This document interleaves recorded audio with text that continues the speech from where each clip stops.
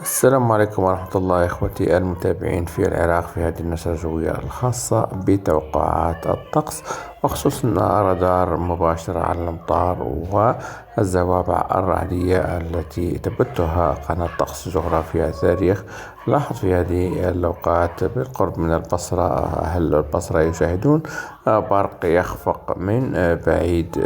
طبعا بالنسبة للأصوات بالكاد تسمع، لكن الضوء واضح تقريبا في البصرة وبعض المناطق لأنها موجودة في إيران. هنا عند أربيل أيضا هناك ضربات من البرق، هي بعيدة نوعا ما على مدينة أربيل، موجودة في